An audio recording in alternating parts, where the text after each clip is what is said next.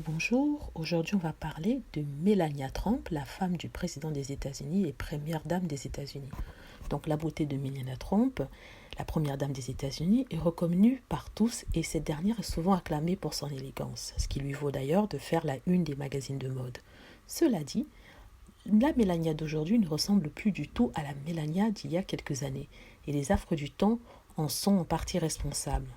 À 49 ans, Melania est une belle femme, mais comme toute personne de son âge, elle a peur de vieillir.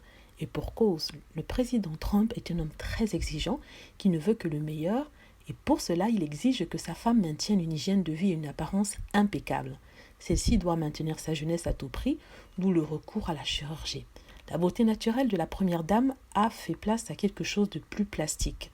Certaines sources ont même affirmé que la femme du président Trump a eu recours plusieurs fois à la chirurgie et ces mêmes sources s'inquiètent des ravages que cela peut produire ou faire sur la First Lady. Donc les traits très tirés du visage de la première dame ressemblent de plus en plus à ceux de celle qu'on a appelée la femme chat. Il s'agit de Jocelyn Wildenstein ou Windelstein, une riche américaine dont l'addiction et abus des procédures esthétiques ont complètement ruiné ses traits. Melania doit être belle à tout temps, elle doit plaire et surtout plaire à son mari. C'est dommage car elle ne ressemble plus à rien et n'a plus d'expression. Botox, scalpel, tout y est passé. Donc voici par ces images les ravages de la chirurgie sur son visage. Par contre, ce qui inquiète, c'est si elle va pouvoir s'arrêter à temps. Donc on ne sait pas, on espère, mais connaissant la pointillesse et aussi l'exigence de son mari, on ne croit pas que ce sera possible.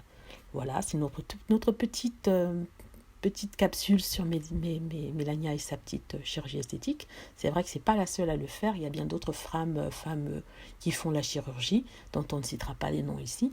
Mais ce n'est pas la seule à vouloir rester jeune et belle en tout temps. Mais seulement, on se dit qu'il est dommage qu'elle puisse le faire, vu qu'à la base, elle est déjà une belle femme. Voilà, merci d'avoir écouté. N'hésitez pas à cliquer sur like si vous avez apprécié. N'hésitez pas aussi à vous abonner pour plus de vidéos, à cliquer sur la petite cloche pour être averti lorsque je poste une vidéo et aussi laisser des commentaires. Merci.